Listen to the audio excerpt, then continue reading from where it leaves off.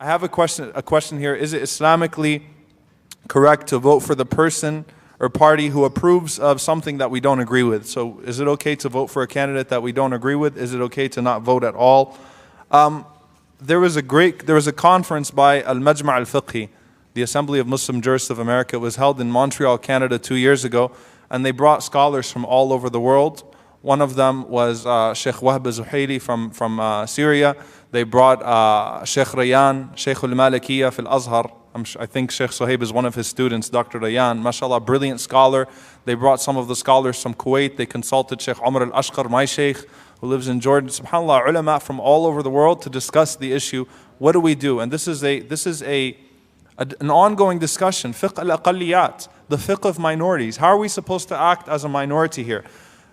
When this question was posed, I thought that the answer was very balanced from them. It's okay to endorse a candidate who has views that are different from your views if it's for a greater good, but it's not okay to endorse his views. Now what that means, Yusuf alayhi salam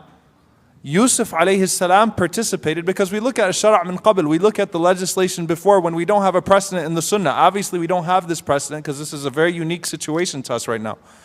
Yusuf alayhi salam, not only did he participate in the political system that was based upon something other than Allah's law, he became a minister.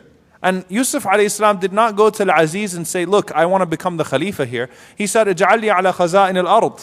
He said, make me a minister of agriculture. I know what I'm doing here. Inni hafidhun alim. I can do this part very well. He participated.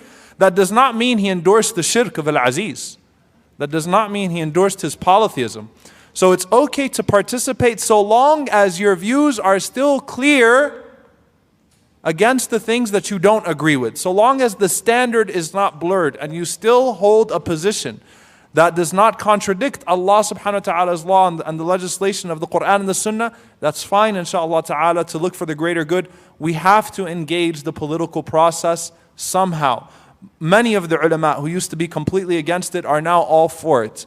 What does that mean? Am I telling you need to vote for a particular candidate? No, I'm saying you need to engage the political process as Muslims. The reason why we're such a political liability and people do whatever they want with us is because of our hesitancy to engage the political process despite our numbers.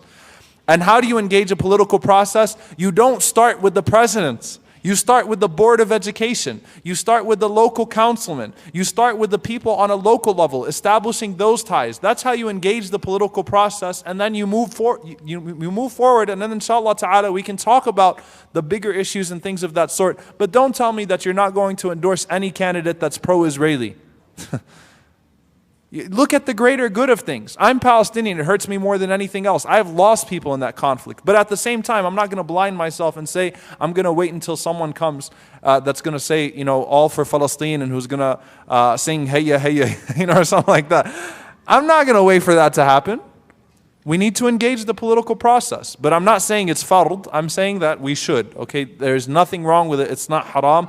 I think we should, as a community, actively engage the political process somehow so that politicians cannot make us, cannot say what they want and harm the Muslim community without having to pay the price. Even if that means voting for a Republican against another Republican in the Republican primary because he's not saying Islamophobic things. We need to make sure that the one who goes out there and runs his mouth about us and about our civil rights pays the price for that.